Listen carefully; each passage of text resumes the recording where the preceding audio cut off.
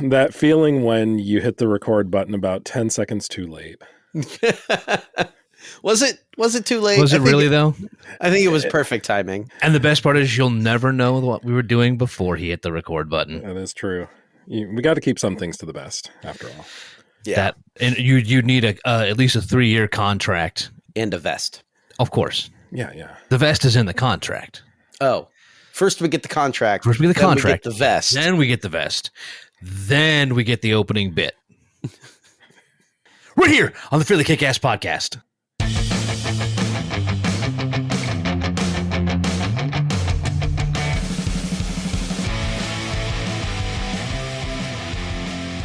I was trying to think, was that an Ubu Productions closing logo that we just did? I think we already did that one.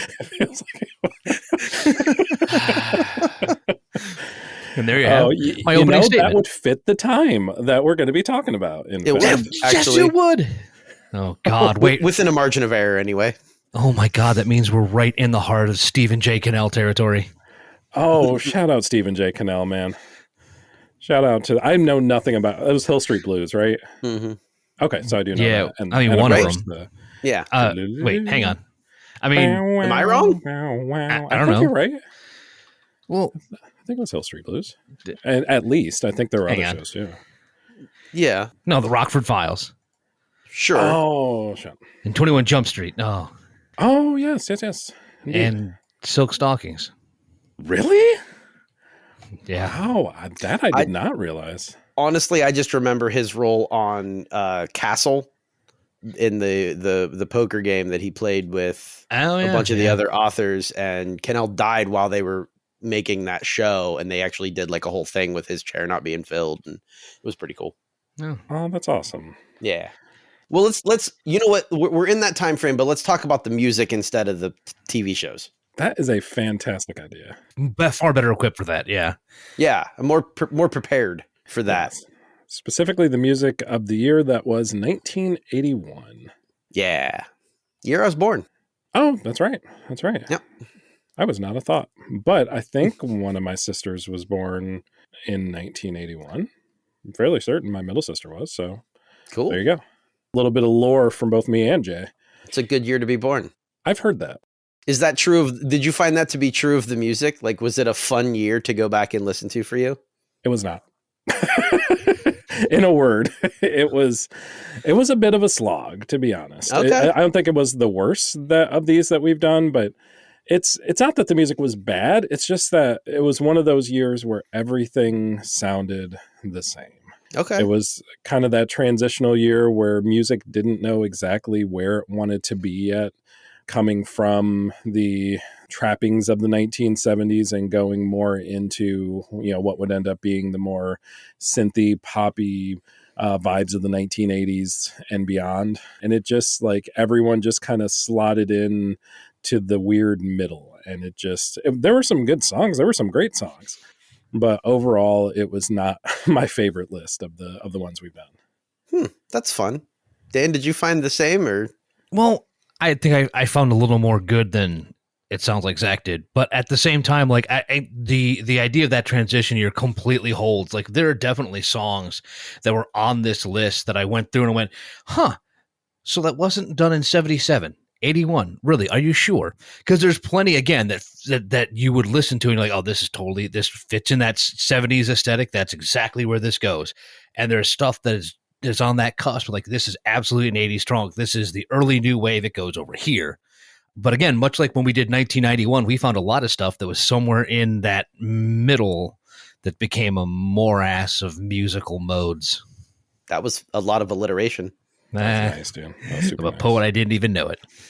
This is going to be that weird re-rank where I'm the odd man out. I found a lot of good on this list. Awesome. I found that when I was scoring in my arbitrary scoring system, my lower scores didn't really start until what I have ranked down in 75.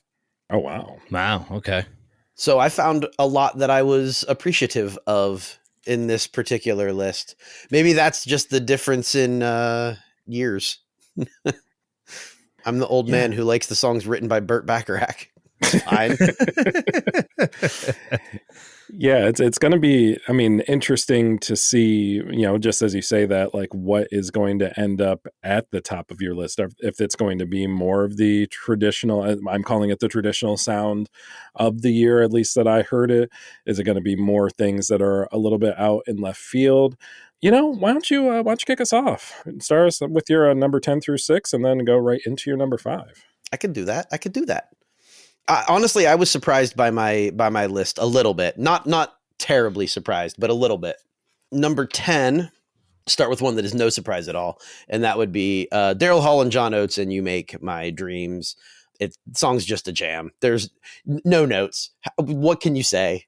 Number 9, I have Jesse's Girl by Rick Springfield. Surprised me a little bit that I had it scored this high, but it's a good song. Everybody knows the song. Everybody likes the song. You don't really have to express too much about it. It's a lot more interesting musically if you look at it from in a vacuum rather than a song that you've been listening to for 40 years. How about Diana Ross and Lionel Richie with Endless Love at number 8? This is probably one of those songs that fell into that somewhat boring range for you, I'm imagining, but vocally there are very few songs that can compare to it. Sweet, saccharine, cheesy as all hell, but it stands the test of time for a reason. Let's see, at number 7, I have Billy Squier and The Stroke. I might have been in a mood when I was writing this list, but I absolutely love that song. It's such a good, fun rock tune. It is exactly what it was intended to be, and I appreciate that about that. And at number 6, I have Devo and Whip It. For many of the same reasons. It is exactly what it's supposed to be. It is fun. It is lively. It is Devo. I was following along as you went through your 10 through 6, and the lowest one I have on my list is Endless Love at number 26. So safe to say we're in lockstep so far, my friend. Okay, this is interesting because, and this is weird coming from me, but I had everything that you listed was in my top 23. Wow. Except Endless Love, which was like 68. Wow. Some hate. I mean, you called it, Jay. You absolutely called it on that one, but yeah. Right. Don't get me wrong. Ballads will be more than represented, but that one was just like, man, it's hard to cut through that much cheese in one song for me. It is a significant amount of cheese, but I love cheese. If it's well-prepared cheese and it's good tasting cheese, what's wrong with the cheese? Yeah. I mean, that song was like a hunk of halloumi on the grill. Let's make a quesadilla, man. But I don't disagree. And again, I will make my point here when I get to my list, but also at the same time, I don't know why I'm arguing this over this so more, but it's more so like you just dumped 9 pallets of Velveeta on top of me instead. Fair enough. Yeah, nobody wants that. Lost me. I'm still in. All right, so then my number 5. Yeah, please. Let's stop talking about cheese. I'll get hungry. At number 5, let me preface this by saying I love Pat Benatar. She did hard rock better than pretty much anyone else in the early 80s, and this tune is no exception. That would be Treat Me Right. Blistering guitar work, interesting transitions, aggressive vocals, and as a bonus, it's a great message about not being shitty to your significant other. Love Pat Benatar. Yeah, it's hard to deny. I had that down at number 20. Yeah, so right there in that second to third tier for me. Everything that you said, Pat Benatar absolutely rocked. Pretty much everything that she produced absolutely rocked, and Treat Me Right was no exception. Beautiful. I mean, right there in random tie, like 28. Like, there is just something to be said about working with the same guitarist for so long and being able to just know. And this is early, and this is early on in her work with Neil Girardo, but still, like, just being able to know how to emphasize each other's talents perfectly on a track. Yeah, it's perfect. Yeah, that's a prime example of two people who are just in the zone with each other creatively, and that's what that can produce. Yeah. Love it. Cool. Well, I'm a little surprised that I'm that much in lockstep with you guys. Yeah, I'm wondering if I will be in the same vein. I feel like I might be the curveball unexpectedly to to all of us. Let's find out. I'll go ahead and dip a toe in, and we'll find out. Let's go. We're gonna start with number 10 with Stanley Clarke and George Duke with "Sweet Baby." This was the smooth, kind of funky R&B jam that, coming into this list, I was hoping that I would come across in spades, and I really didn't find that many of songs like this. But "Sweet Baby" was certainly the best of that particular crop, and it deserved a slot in the top 10. Number 9, "Tell It Like It Is" from Heart. I'm absolutely a lover of Heart, of all things Annie and Nancy Wilson. Number 8, "Jesse's Girl," as Jay already mentioned, Rick Springfield. I will add to what Jay said and say that I am a sucker for a dude who has a themed cruise. Rick Springfield has had one for a long time, and for no other reason than that, I put him on my list. Obviously, I'm halfway joking. Themed cruises are awesome, but Jesse's Girl is more awesome than the cruises.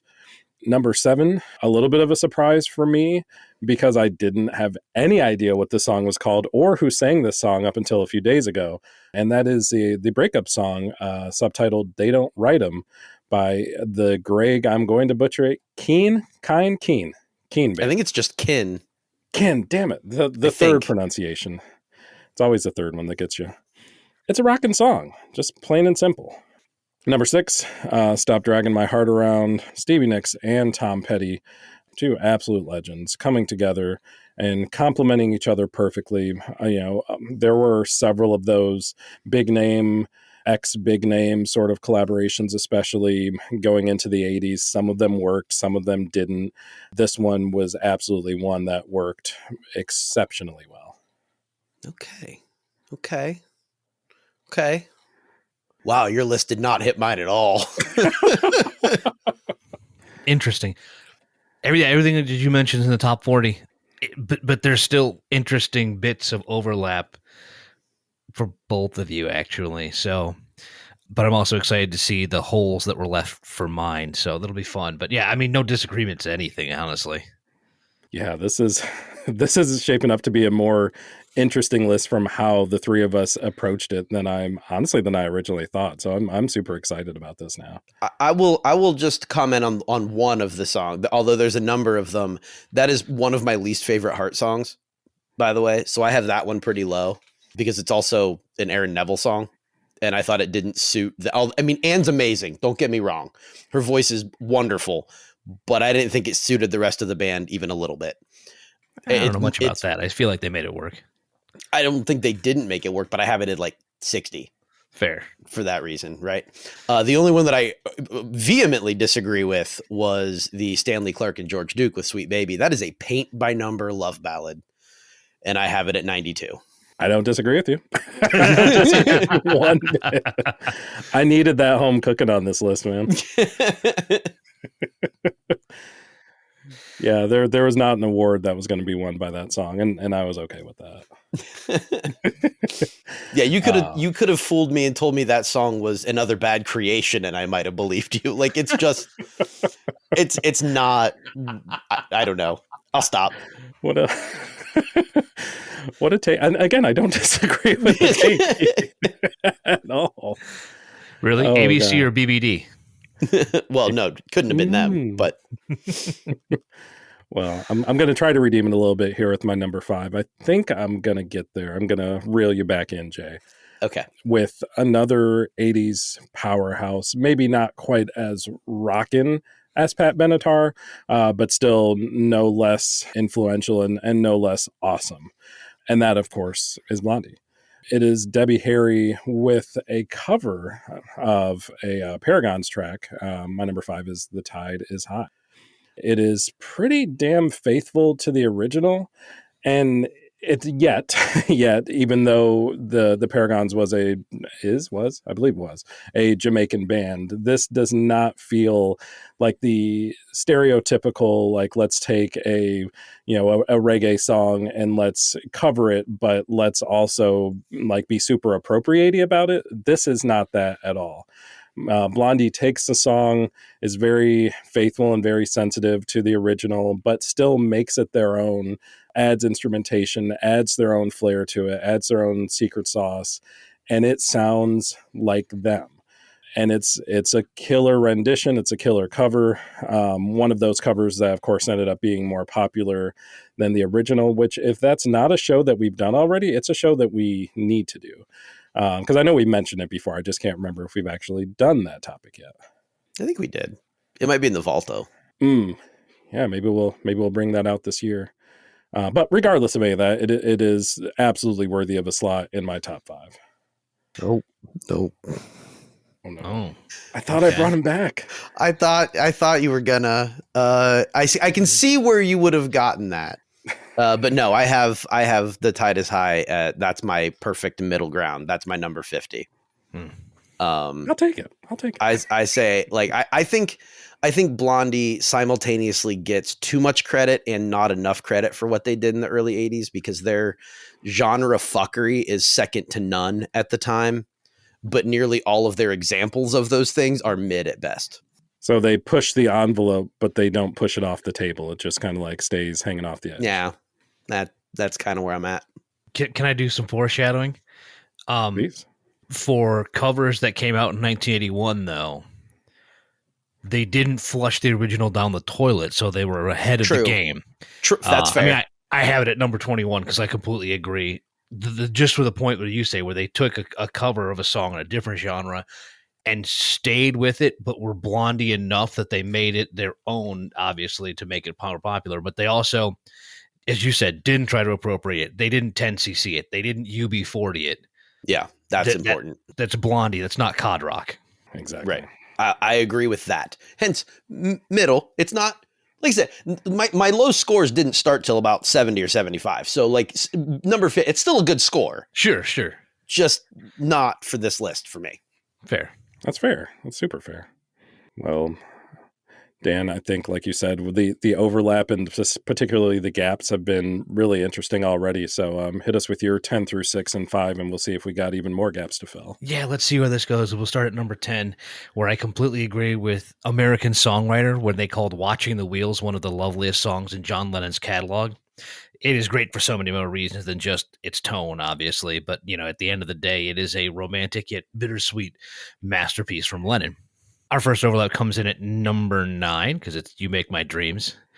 And I mean, I will say it is a quintessential 80s Hall & Oates song, and it is possibly one of the boppiest of their catalog. At number 8, I think I'll pull Jay in a little bit more because it's Blondie, but it's Rapture. That Why early are y'all trying to pull me into this?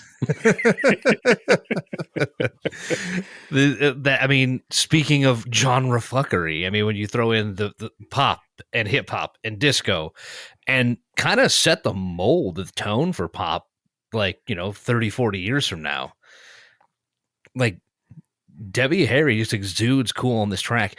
And that she does it rapping some of the most ridiculous lyrics ever written in a pop song. Yeah, I have it at 49 for that reason. Is it because something went out to eat bars and cars where the people meet? Something like that, yeah. I know. Here's where I know I won't get you. So I'll have to go on my own. Because at number 7, I have Cool the Gang and Celebration. Because is it an oversimplified pop punk track that could suffer from the overplay bug and does if it was just so damn catchy? Yeah, but it just jams. It's legit one of the most fun tracks on this whole list, and you can't not celebrate when Celebration comes on. That's the whole point. Fact. And then let me steal from Zach at number 6 and the Greg Kihn Band in a breakup song, because it is a perfect little power pop package that slams a catchy hook and a memorable chorus, and it does it into our favorite little package, that happy sounding sad song, though it's actually really more like a lament that no one is writing good breakup songs anymore. But look, there's still enough negative emotion that to fill that quota for us. But like I said, it's an underrated classic, as you kind of alluded to, and it only got better for me because I'm weird when I learned the backstory and found out it was written in all of 15 minutes. in the middle of a sake binge. Yeah, that makes That's it better. legit. That That's legit. totally makes it better. Honestly, that might have bumped it in my top 10. I have it at 13. Okay. So like that story might have bumped it into the top 10. I don't know what I would edge out, but it's right there. Nice.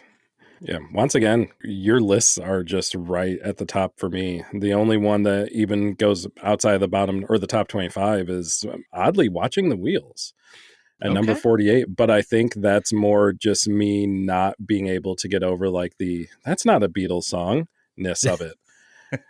As in a vacuum, it probably is a good song that I would score a lot higher. I have it at 81. Really? Oh. Yeah. So for me, the song is just Imagine. It's the same like melody, but without the content. And then the only thing I like on it is the chorus. And again, that's 81 on a year where I legitimately love the list.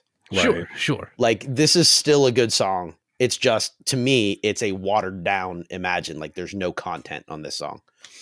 It's fair. And actually reading reviews at the time that the record was released, which was mid-1980 or mid-fall 1980, that was a prevailing opinion of that one. That's fun. I didn't read anything about it. I like the chorus, but I don't like the verses like at all. Okay. Like I don't feel strong enough to like argue, you know? Yeah. Well, me either, really. That's exactly. But like I say, like you said, like there's very few songs I would put down to bad, and we'll get there, obviously. Oh yeah, we'll get there. Yeah, but I feel like there's going to be a lot of overlap in the bad category. And I cannot wait. I don't know if I hope so or not. Well, we'll see. I wholly expect this to be somewhere in your bottom 10. You're wrong, but I wholly expect it to be in one of your bottom 10s. We've mentioned that, 1981 was that transition to the 80s. And as a year, it really couldn't figure out whether it wanted to be the 70s or the 80s. So why not let one of the biggest acts of the 70s have one more smash hit in the dawn of the 80s? And one that changed very little from their formula, just kind of moving into the pop ballad realm and moving a little bit away from the disco clubs. At number 5, ABBA's best-selling single before their 2021 comeback, it's The Winner Takes It All. More epic breakup songs. In fact, according to a Channel 5 poll from back in 2006, it's the UK's favorite breakup song, which I can see that. I could see that. Its lush orchestral composition does all of the schmaltzy things that it's supposed to do in propping up the emotional lyrics. And I think that it would just fall into that category of sappy schmaltz and would be pushed to the background if it wasn't being delivered by the razor-sharp vocals of Agneta Faltskog. She is what makes this song a classic. Her delivery is where the emotional heart of this track lies. The composition is just, it's strings forward dance pop. It's the same stuff that they've been doing for a decade. But Agneta's voice takes Bjorn and Benny's words and just breaks your heart with them, no matter which side of this breakup you're on. No notes, no arguments. Bonus points for the pronunciation, too. That was absolutely spot on. I feel like that's the only reason you put it at number 5 was so you could say her name. Why would I want to do that? I don't... I mean, don't get me wrong. We in a previous life, we went out of our way to talk about guys like George Soteropoulos and Fyodor Emelianenko just because we wanted to say those names. But that's a different show. And John Fitch. And shout out John Fitch. It's fine. You done shout out you're more cultured than us hill folk. No, it's not that any of that was. No, it's hard to root against an ABBA song. I did in this case, and I'm trying to recall what I didn't, because I don't think I disliked it, but it didn't vibe with me, I guess, in the way that I would have wanted it to. So as I look at my list, I have it down at 82. Wow, that feels harsh. I might need a regrade.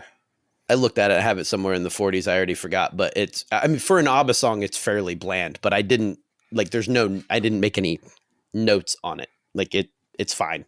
It didn't register enough to have an opinion on. Yeah. Which is agreed. Better than what I could have expected, honestly. If I thought if anything was going to end up to be in your bottom 10, it would have been ABBA.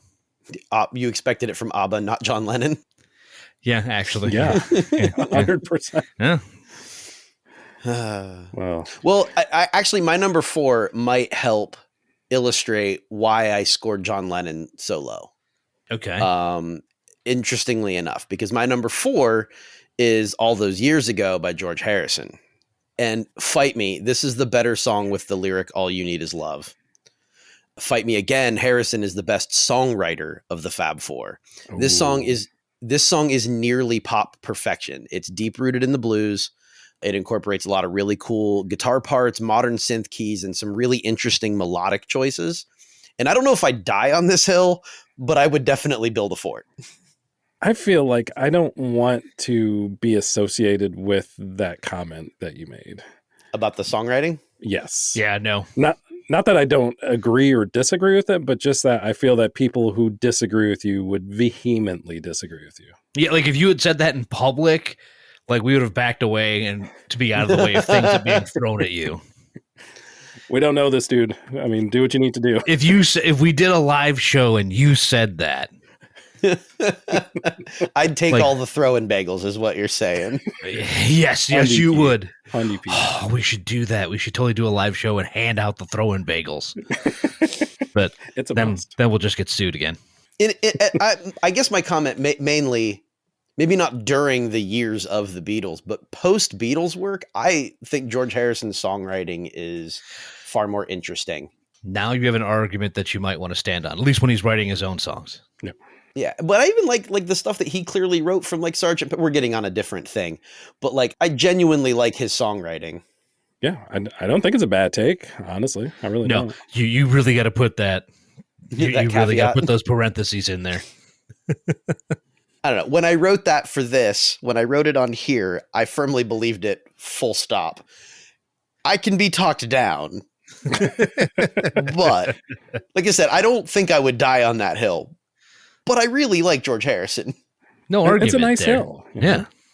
Very picturesque. Right next to Salisbury Hill.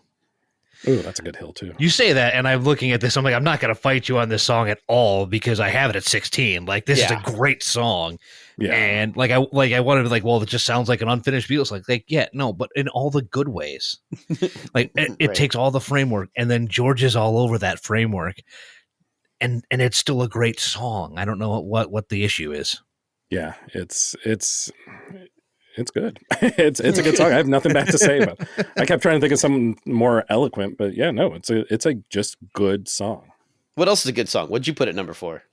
Is my number 4 a good song? It is a good song, in fact. It is a song that has already been discussed on this podcast, as well as 2 podcasts ago. So I'm not going to go too much into depth with it because, listeners, you are probably sick and tired of hearing us talk about Celebration by Kool and the Gang. I don't like going back to the well for things that we've talked about previously, especially not from so recently. That, of course, was our top 5 songs to ring in the new year redraft episode. Go check that out on Fairly KickAss, wherever you get your podcasts. We'll do the whole thing at the end. But yeah, it's everything that was already notated. It is a celebration in song form. That's really all you need to know about it. It is perfect. Pieces. I was trying to remember if you drafted them or I drafted them. I think I did. Okay. I think it was on your original list, and I think I redrafted them. That's right. If you haven't done that show, basically we pretty much just stole each other's lists and put like one new song on the other one. Yeah, my whole list was Dan's list from the first time around. I think he nailed it. I think I took 4 of yours and 1 of Jay's. Yeah. I don't think I had any of my own list left. Honestly, I'm surprised you picked one of mine. It was kind of a shit list. That's the problem. I went back and looked at like most of my list. I'm like, no one's going to want these songs. Listen, aside from like these 3, this is shit. Yeah. Just toss them all out. Do it next year. That's right. Hey, Dan, what'd you put at number 4? Maybe I should have reconsidered. I'm waiting for pushback, but let's do this, shall we? It sounds like we all operate kind of the same way when we do our listen throughs, and I really often make notes as I listen through a year's playlist in order to remind me what I was thinking about a song right when I heard it, so I could go back if I needed to. For my number 4 song, I just wrote "Hard to Deny," a perfect ballad. which is what Kenny Rogers achieved with Lady. And we have another track that lives and dies on an emotional, powerful vocal performance. It's Rogers' only track to hit number 1 on the Hot 100. And he had to take a song penned by Lionel Richie to do it, which actually, when you listen to it, it makes all the sense that Lionel Richie wrote Lady. But Kenny takes things in a different direction in his phrasing and emotional delivery. Like, it's just an average R&B song that barely gets enough pop and country seasoning to kind of push it into those genres. But Rogers is where this track gets elevated. He's a man who's deeply in love and trying to find a way to express that. One could even read that this is a man trying to make his case to a lover who is on the brink of leaving and desperately trying to get her to stay, which you know what that looks like. But either way, it's what my ear heard immediately, a perfect ballad. I got no argument. I made no notes about that one either, and I have it side by side with ABBA. Okay. This isn't any fun. Yeah, sorry. You're getting on me for these things because I don't think you're going to do it for the others. Yeah, I want to have dissent, but it was pretty high for me. I'm sure there will be some dissent at some point again. We had enough of that in our 10 through 6, so yeah, we'll maybe. Or I might say something really dumb coming up here in my 3 through 1, and we'll argue about that. Find that hard to believe, but you've proven me wrong before, so. Sure. I don't think this is it. My number 3. Have I mentioned how much I like Pat Benatar? I might have mentioned that. And my number 3 is easily Pat's her most well-known song. And that's Hit Me With Your Best Shot. It's catchy and punky and loud, and it has enough going on to call it good hard rock, but it's also simple enough to call it good pop rock. And it sort of transcends genre and differing opinions on music. It is culturally phenomenal. This sucks. I want to disagree with one of you. Right? You know what? Here's the thing. Here's what I will disagree with. I'm not ready to call it her best. Okay.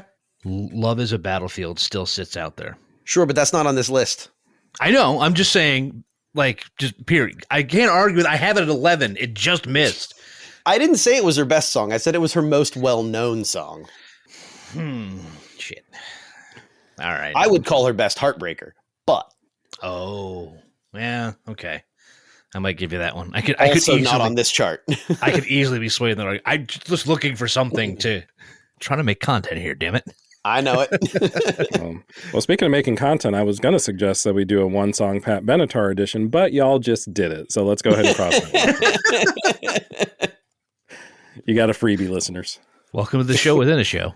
I actually have one of those later, weirdly enough. Uh-oh. But until we get there, or before we get there, I should say, I have to do my number 3. Yes, please. It's another feel-good anthem in the vein of Celebration. It has positivity in spades, as fun, uplifting lyrics, and that is I'm Coming Out by Diana Ross.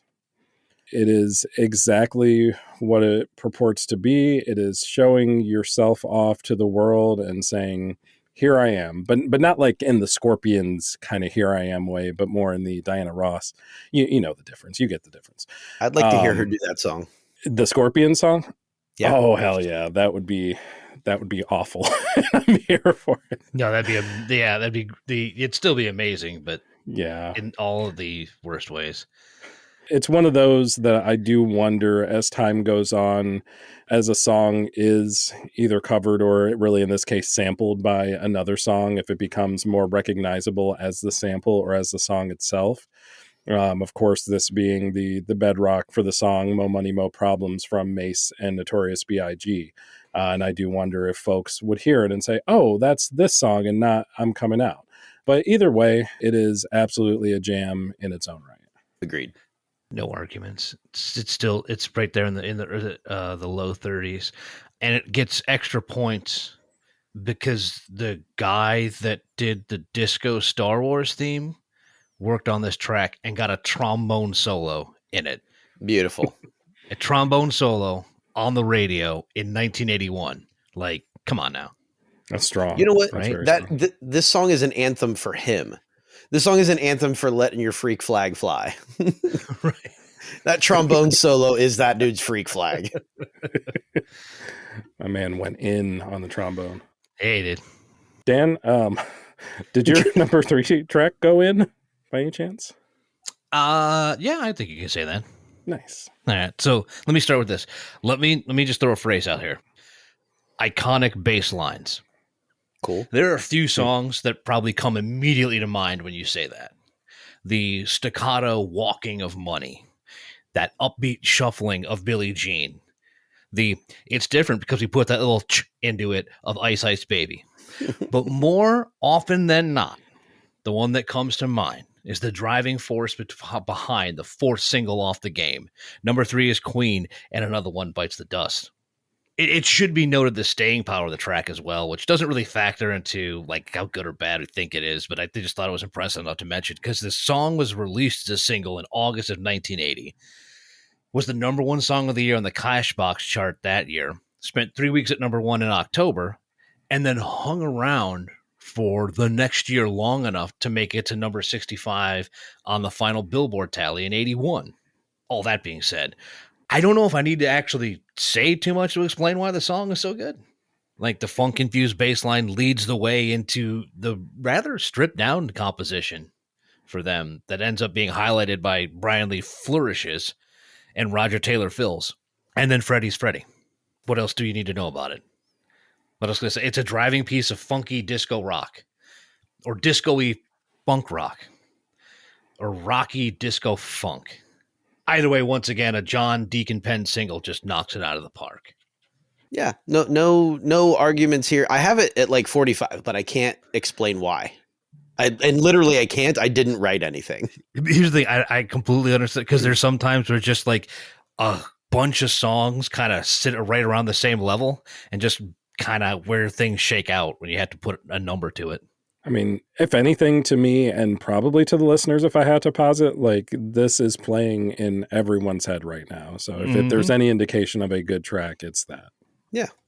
Yeah. Weirdly enough, I just can't explain why I have it where I do. And it's lower on my list than the Oak Ridge Boys, which seems wrong. Yeah, that does. That actually does. I'm just, I can't, I don't have an explanation. I'm sorry. I will chastise myself at a future time. Well, do you have an explanation for your number 2?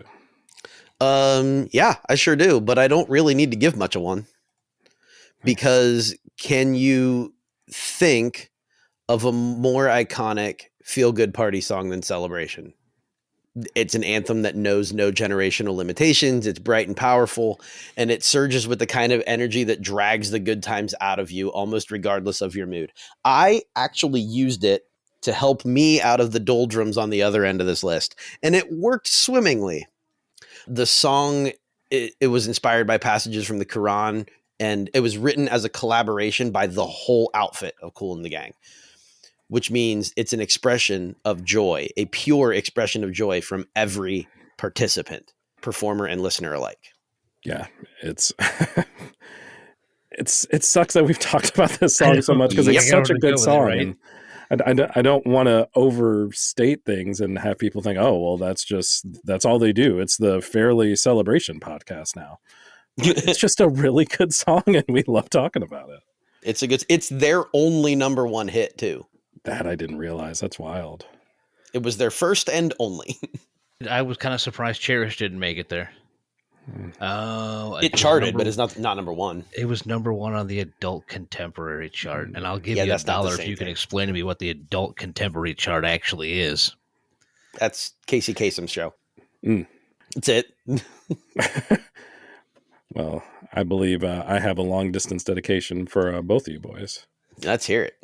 I have no idea if that even fits me. I was waiting to see if you would try to ad-lib your way into that. No, it doesn't fit whatsoever. This is probably the farthest thing from a Casey Kasem list. I was gonna say, you're not gonna yell at us to use our fucking brains, so you don't have to do back to back and talk about a fucking dog dying. Look that out. Take up at number 2. What a great setup. I mean. So I'm just going to launch into it. It's a time machine of a song. And Dan, I think you put this best, and I think we both did, but you kind of mentioned just kind of the looking backwards into the 70s and then looking forwards into the 80s. This is the looking forwards into the 80s, this song, on the entire list. Because in 1981, we should have been at least a ways away from a sort of synthy, new wavy sound, at least in the popular sphere. And based on this list, we were, with one exception. And that, of course, was Whip It by Devo. They fill that role admirably. They were, in the pantheon of that style of music, of the kind of new wave style. I don't know if I would consider them the first. I would say probably one of the first. I'm sure that was more of a late 70s sort of beginning. But in terms of popularity, this was one of the first songs, I think, to really break through. There would be many after it, but Whip It absolutely would stand the test of time against, anything else the 80s had to offer as well. Mark Mothersbaugh's a genius. Hundy P. Hard like facts. No notes to that. Ohio's own. Mark Ohio's Mothersbaugh, own. right? And obviously I'm not arguing about it. I had it in my top 10 too. Right. And it was just outside mine, so I can't. So we're really a show about two songs. Celebration and Whip It. We could do worse. And we will in a couple minutes. Did we just become a fetish? No. No. Don't do that. Yeah. Do your number 2 instead. Well, do your song number 2. Do jokes. It's all getting cut. It's even better when you're like, I'm gonna torpedo this and set someone up for an even bigger explosion. Well played. Love it. All right, I'll try. I'm just fearing the pushback I now might be getting. There is a lot, however, that could be said about why my number 2 track and its album did so well in 1981.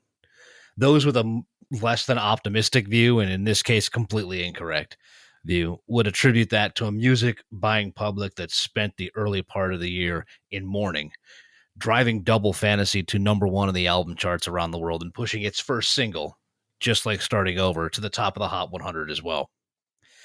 The song was John Lennon's announcement that he was back in the music industry after a 5-year hiatus.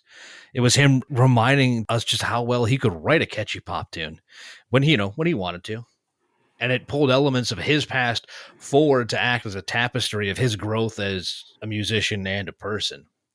That's a lot of hyperbole in the last minute or so. But the bottom line is that it is one of John Lennon's best solo pieces. It's an absolutely catchy rocker that pushed him back to the front of the mainstream, and it did it at a time, sadly, when there would be no more to come. I have it a lot higher than Watching the Wheels. All right, well, that's better than I was hoping for. And I have it a bit lower than Watching the Wheels, which I think is, again, my weird bias. I think I just need to revisit this album is really what I'm kind of dialing into, with a clear mind that this isn't the Beatles guy, that this is a dude who is doing unique things, who's doing interesting things, like you said, Dan, that, didn't have time after this, which is a shame, no matter whether I loved or hated the music. Yeah, I think that it's definitely time to give this another spin.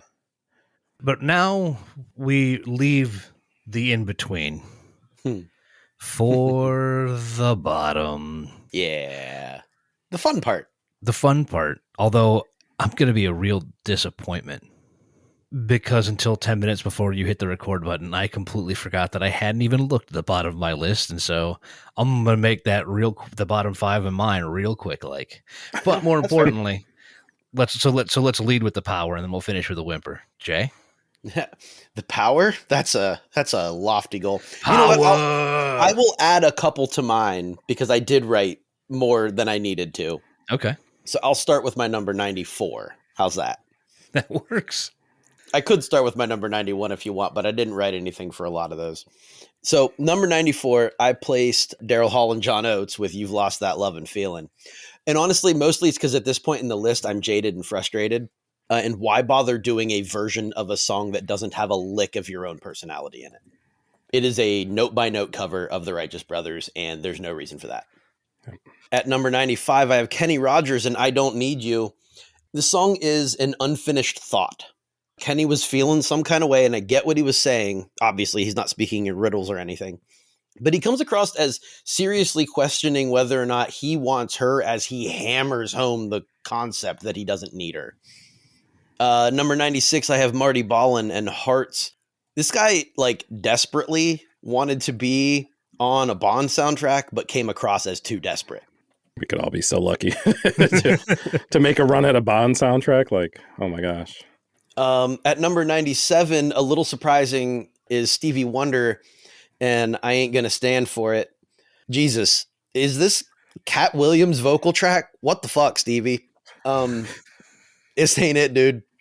There's some seriously cool stuff happening with the music, but I have to block out literally everything that's happening vocally to hear it, at least until toward the end of the song, and then that bass line is baller. Yeah, it's that's like, both of the Stevie Wonder tracks on this list are vocally rough. Yeah, woof. Mm-hmm. Yeah, that's not. It's seriously, like, I was like, that can't be Stevie singing. That's Cat Williams. Come on, man. Same. Maybe not the Cat Williams comparison, but now I'm not going to unhear it. So thank you. No. Right. Number 98, I have Diana Ross in another surprise, and It's My Turn. Diana Ross is unassailable, but this song is lame squared. It's a discard Disney jam. Like, you can envision the swooping camera shots and the extra dress fabric blowing in the manufactured breeze. I believe this song must have really made people miss the Supremes. Damn, that actually hits really hard. Yeah, it does. That's kind of savage, dude. Yeah, sorry. I really didn't dig that song. Yeah.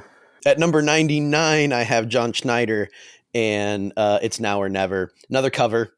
And it feels like it's making fun of Elvis by being somehow whiter.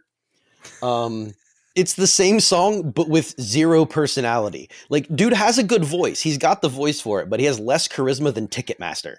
Fucking hell.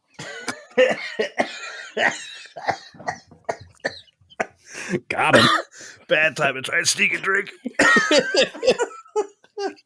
Oh, resplendent. Oh, that might be the best thing we've on this entire show.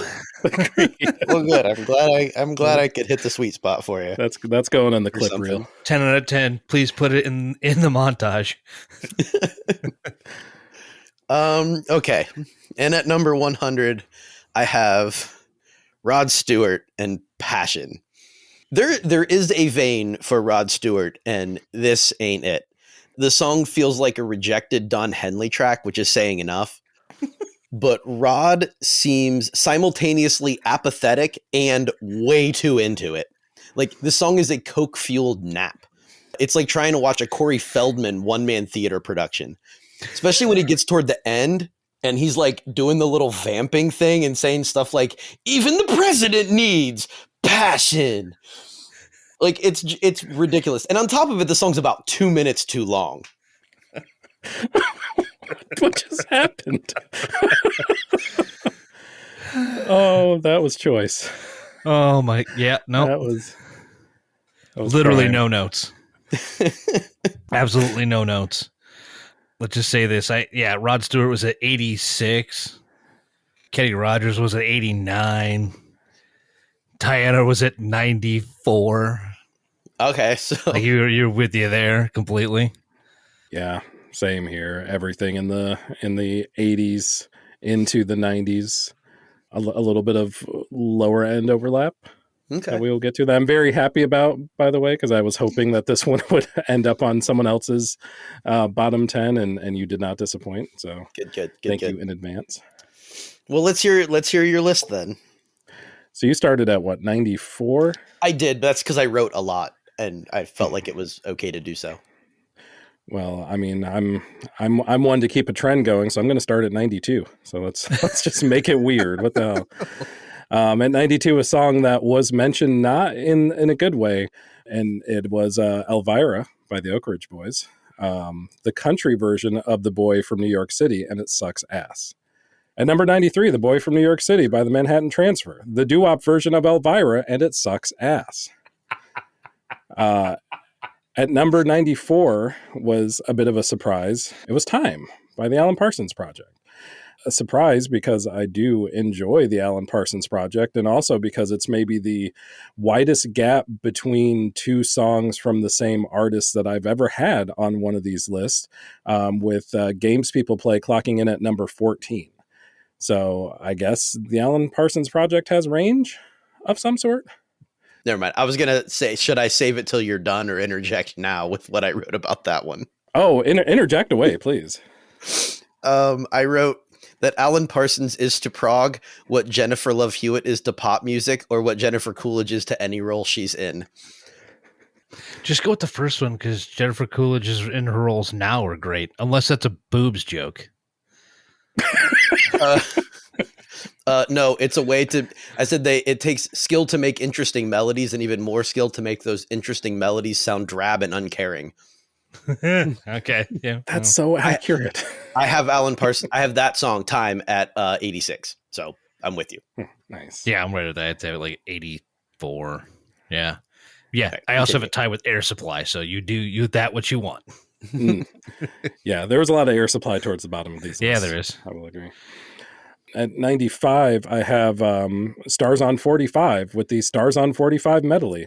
The second worst medley on this list. More to come from the medley category in a minute or two. At number 96, Dan, I'm sorry. It was a bit of a swerve. I told you that Lady was in my 30s. It wasn't the Kenny Rogers one, though. It was the Commodore's version. The Kenny Rogers version is squarely at number 96. It is the worst parts of Aaron Neville and Willie Nelson smashed together. But as a positive, it did save me money on melatonin last night. So there is that. Thank you, Kenny Rogers. It's fair. I mean, that part is fair. I can't argue with that. It's expensive these days. At number 97, it's a band we have talked about at length in what might be vaulted, but one of our deep dive episodes. It is Steely Dan with Hey 19. It sucks that it has the ick. Like, why did this song need to have the ick? Why couldn't she have been, I don't know, 29? That's a number too. That's a good number. That's a reasonable number. That's not a weird, gross number. It wouldn't be rated as low if the rest of the song wasn't objectively good. It's just hard to get over that interaction between really old, gross dude and really young. I know it was a theme album, whatever. It's still gross. I don't care. Yeah. Number 98. It's Now or Never by John Schneider. This is the reenactment of every Elvis Presley song as interpreted by Chat GPT. They did not do a good job this time. That's beautiful, man. Stick to term papers, stick to resumes, leave the Elvis impersonations to Las Vegas. Thank you very much. And Pat Boone. And Pat Boone, indeed. Friend of the show. No, that's false. That's extremely false. Please cut that into oblivion. No, leave that in. Number 99 was the Beach Boys with the Beach Boys medley. This medley was absolutely cracking in 1966. This medley was not so cracking in 1981. It sucks because these songs were great when they were released. We didn't have to do it again, though. We didn't need to run these back. I'm all for getting your bag. So that part, yeah, absolutely. Make as much as you can off of the content that you have. But I don't have to like it, and I don't have to want to listen to it in a list about 1981 songs. Devo and the Beach Boys should not be on the same list, for Christ's sake. 8 Beach Boys songs in 4 minutes. Let's do it. They squeezed them in. I'll give them credit for that. They definitely fit them all in. And that brings us to our number 100. And this is where we get to the game within a game, the show within a show, because we have a little rankception, a little re-rankception, because we are going to real quickly rank all the things that Ronnie Millsap will be if his partner walks out on him during the song There's No Getting Over Me, in order from least to most creepy. He's going to be the bill you forgot to pay. He's going to be the book that you can't put down. He's going to be the song on the radio. He's going to be the smile when there's no one around. That one's just weird. I don't even know what that means. And it somehow gets worse. He's going to be the dream that keeps you awake. I think they did that in a horror movie later in the decade, and they did it better than Ronnie did. He's going to be the face that you see in the crowd. And this is where it goes to ultimate creep factor. That piece goes hand in hand with him saying that there's no place that he won't be. In case you were thinking, maybe it's metaphor. Maybe he's just, no, he's literally going to be there watching you, doing the sting thing. And then he's also the reason that you tell the boys no, which pretty sure last time I checked, no is a complete sentence. And that has nothing to do with Ronnie Millsap or anyone else. And finally, topping the list, Ronnie Millsap will be the times that you cry out loud. The times that you cry out loud is what this man strives to be. I hope when she walked out, she got a fucking restraining order for him too. Because Jesus Christ, what a terrible, awful song. Yeah, I can't argue with that at all. I can't. No. I kind of wish I would have actually read the lyrics, because it seemed like 83 is way too high. Yeah, I have it around there too. His other tune that's on the list I have a little higher, because that's just agreed. Yeah, that's just a good old fashioned country tune with a pop. Yeah. But I must not have read the lyrics as closely as you did on this one. Did someone get him a metaphor dictionary for Christmas? And you were like, how can I make this creepy? He won. If that was the competition, then yes. Yeah, he got the medal. Yeah, I totally agree with you too, Jay. Smoky Mountain Rain for me at 59. It was fine. It was a fine country song. Yeah, that's it. There ain't no getting over me. Less than fine. Dan, I know you said you don't have a lot written, but I'm sure what you do have is going to be appropriately blistering. Yeah, but I'm glad that as you guys talked about, I was reminded of some of the bad stuff. So I can do a full 10. I can start at 91. So screw it. We're going to vamp for some of this. Because at number 91, I have Gino Vanelli and Living Inside Myself, because I don't know if there's anything awful necessarily about that. I mean, it's Gino Vanelli. It's not good to start with, but then I heard the song, and I don't think it's the song he's singing it, but all I see in my head is the SCTV bit where Eugene Levy is Gino Vanelli, and he keeps doing his performing where he swings his back to the audience and comes back around, except every time he flips back around, he's in the process of changing into a werewolf. That sounds amazing. And then just like takes off the stage, middle of the chorus. I gotta find that immediately. So yes, as far as the song goes, I have to read what I wrote because it might be my favorite thing that I wrote on this whole thing. It's real quick. I wrote this. I have it at 43, by the way. I don't have it as low as you do, but I don't know why. Because I wrote, this is post Pendergrass, pre Peebo. It's Prebo Postergrass.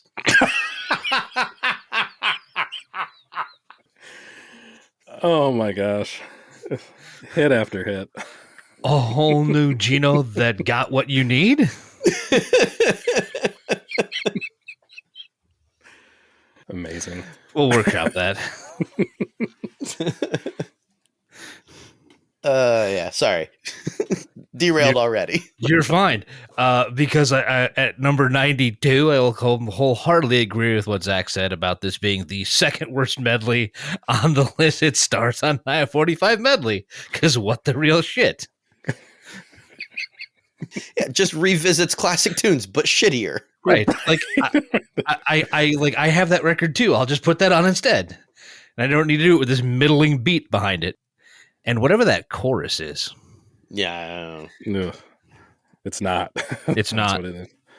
I like it, but I can't think of a better way to describe it than Zach did. But I had the Oak Ridge Boys and Elvira at 93.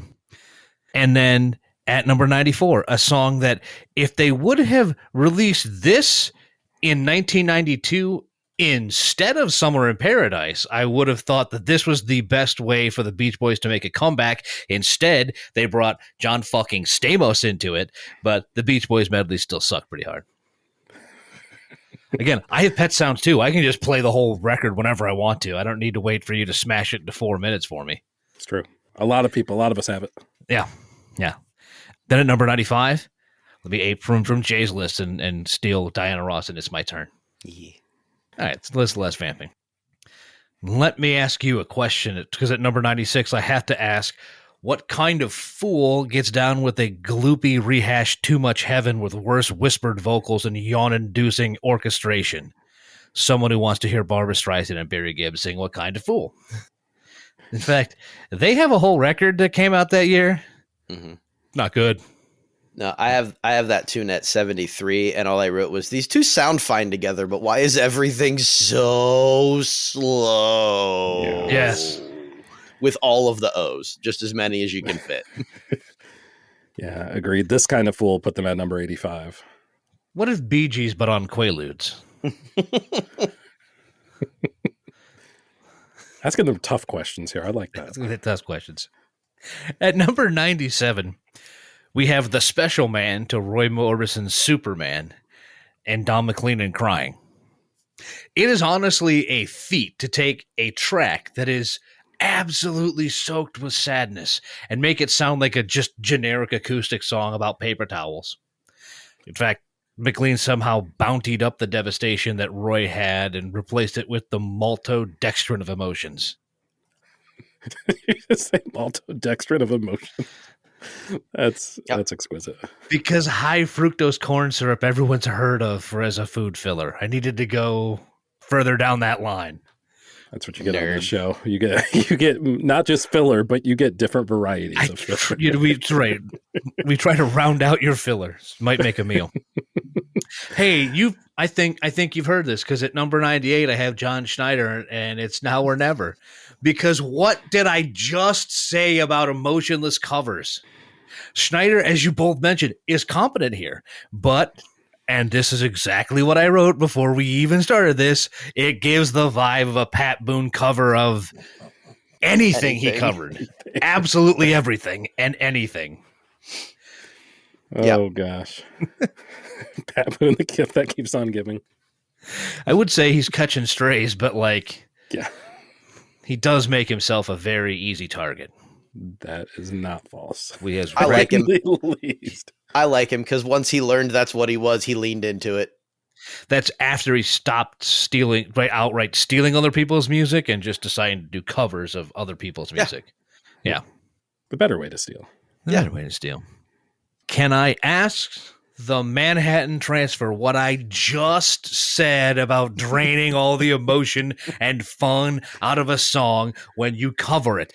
How do you take a soul classic like The Boy from New York City and turn it into a corporate commercial jingle? Do you know what this record sounded like to me? I'm going to go way deep, and I hoping somebody comments somewhere on this episode and remembers this as I did.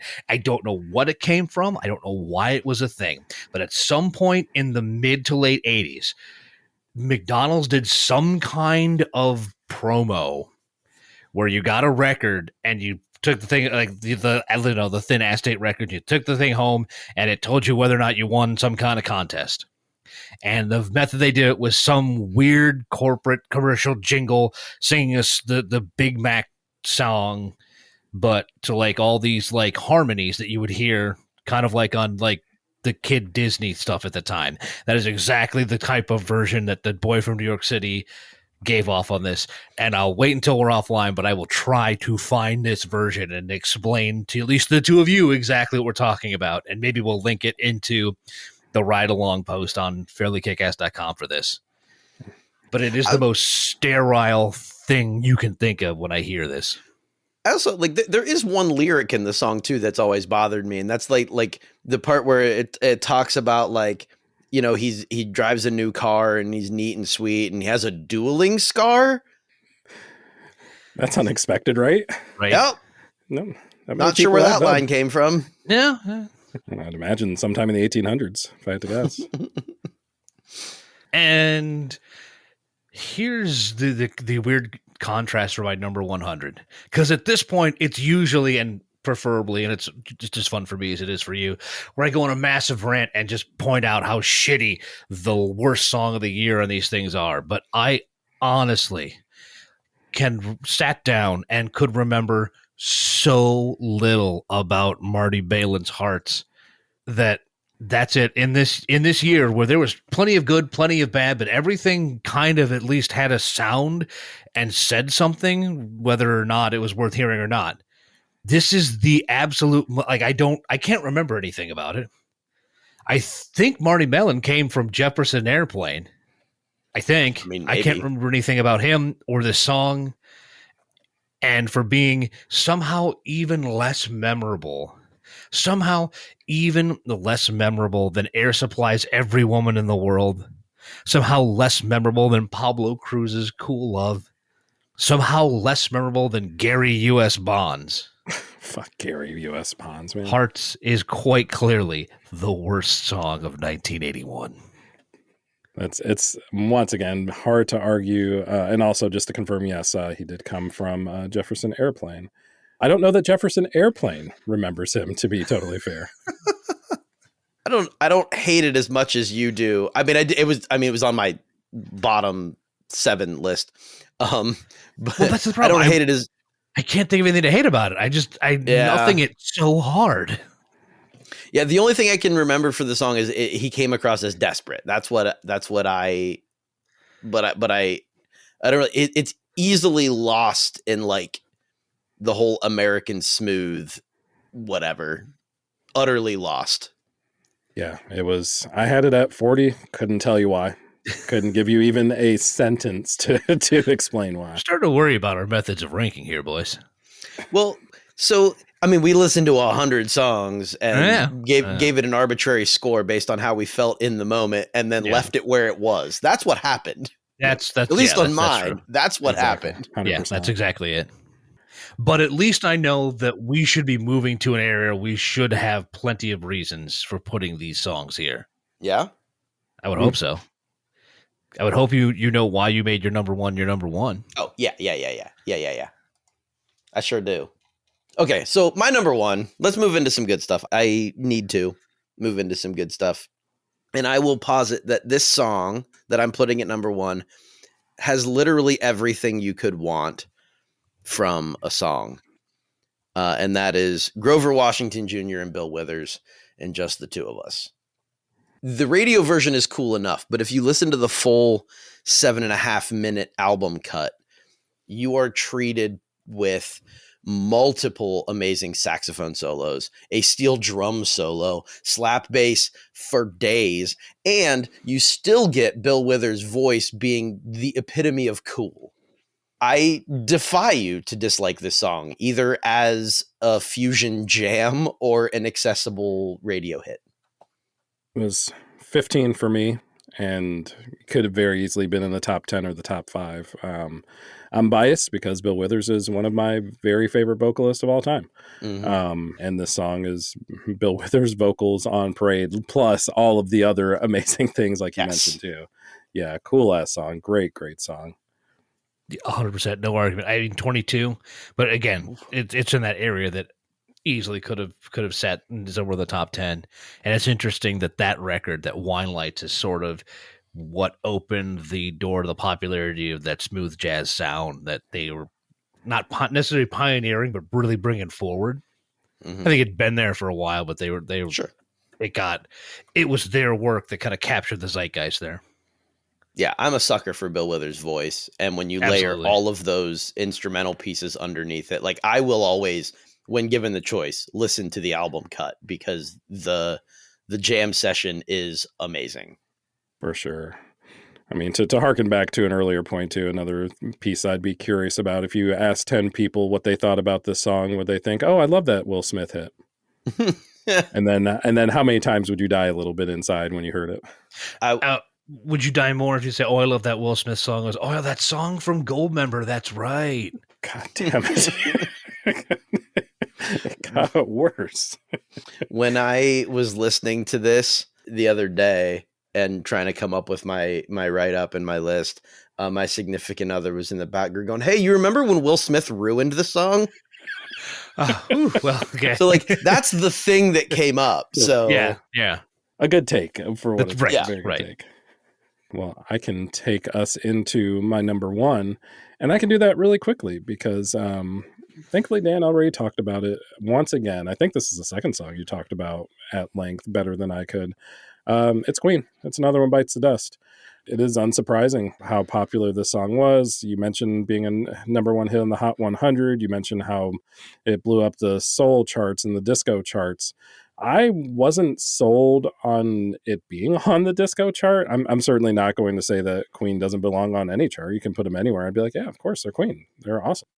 That is a minor charting quibble, which obviously has nothing to do with the song itself, and it's everything you said. It is a perfect song from a damn perfect band. Clearly, no arguments here. Yeah, I have it significantly lower, but that again, I can't. As I stated earlier, I can't explain why. This list has just been inexplicable, I think, for Yeah, I me, think for so. sure. So it's not just you. Yeah. But Dan, Let me bring it home then. Bring it home, number one. And this song was talked about in one of your 6 to 10s, so I'll still go ahead and talk about it at length, because we finally get to continue about great frontmen and women going solo, or duo in this case. The introduction is simple, and it was the first single from Stevie Nicks' solo record, the best song of 1981, her duet with Tom Petty and Stop Dragging My Heart Around. And while Petty and Mike Campbell wrote this, and it absolutely is a heartbreaker song, Stevie heard it, asked to get on it, managed to make it all her own, once again through a phenomenal vocal performance. Seems to be a theme. In fact, it seems like Petty and Campbell wrote this like with her in mind, even though it doesn't seem like that was actually the case. They were just like, we're going to write a heartbreaker song, but we're going to do it like it should be for Stevie Nicks. The theme for this list, it's the emotion in the vocals that make this song what it is again. Punchy and kind of rocky and kind of bluesy, driving while slogging through the track subject. It's a woman who's finally fed up, desperate wail for attention to her desires. There should be another verb in that sentence. Let's just move on. It's editing on the fly. Nicks is just, though, majestic here, and Petty and the Heartbreakers pull out all the right emphases on the right syllables. And there's a sidebar on top of this. Google the Sharon Van Etten Shearwater cover for a 10 out of 10 interpretation. Yeah, that's beautiful. Yes. That didn't factor into why I made it number one. I've just kind of thrown it on top. Yes. The sprinkles on top of the cupcake, if you will. Can you imagine being Tom Petty, or let's be real, like someone on Tom Petty's team and getting that call like, hey, so Stevie Nicks wants to be on your song. Like, what do you say? I mean, besides like, yes, of course, anything she would like, let's make it happen. But just like Right. The feeling that you wrote something that, that rock royalty was like, this is really awesome. I want to be a part of it. Yeah. Stevie Nicks is, as you said, rock royalty. She's a goddess. And she, honestly, if it was just Tom Petty, the song might have been boring. Yep. Agreed. Not a bad song, just without her voice, it would lose something. Luckily, we don't have to worry about that because she's on the track. I guess it almost seems like, we're second placing Tom Petty in a way. I mean, I guess maybe we are, but also rock royalty in his own right too. So not too. I mean, we're second placing Tom Petty to Stevie Nicks. Agreed. Yeah, there's no question. There's no question. There's no question. No. But he certainly he's done some things as well in his own right. So yeah, he's second fiddle in this particular duo though. That is not up for discussion. Right. What is up for discussion is me cutting you off before you get a chance to make that clear segue and asking the listeners to discuss this list and let us know how they think that we came in apparently way too close to each other. And the way they would do that is what Zach was going to tell you before I cut him off. And luckily you gave me a chance to collect my thoughts so I didn't sound like a babbling idiot when I did tell them about how to get in touch with us, specifically on Twitter, Instagram, Threads, and TikTok. We are at Fairly KickAss on all of them. Search us out and you will find us there. FairlyKickAss.com for all of the aforementioned ride-along playlists for this and most of our other episodes. We, aka I, because I'm kind of the one who's been pulling those strings, I've been a little lax with those, not going to lie. I've been working on getting those kind of backfilled over the last few weeks, so you'll start to see those a little bit more timely going forward, as well as some of our previous episodes kind of filled in. But yeah, fairlykickass.com will be the source for all of those kind of separate type things. If there are YouTube videos for tracks that maybe don't make Spotify, you'll find them there as well. fairlykickass@gmail.com for all of your email correspondence, like always. And for this here podcast that you're listening to, you can find it anywhere where you listen to the podcasts that you listen to. That wasn't redundant. No, that was fine. Apple Music, Spotify, as we mentioned, YouTube. Just search for Fairly KickAss on your provider of choice and you will find us. And if you don't, please let us know and we will make sure that we get on your podcast provider of choice so you can get the KickAss guys whenever you want. The KickAss guys. I think that's what we are now.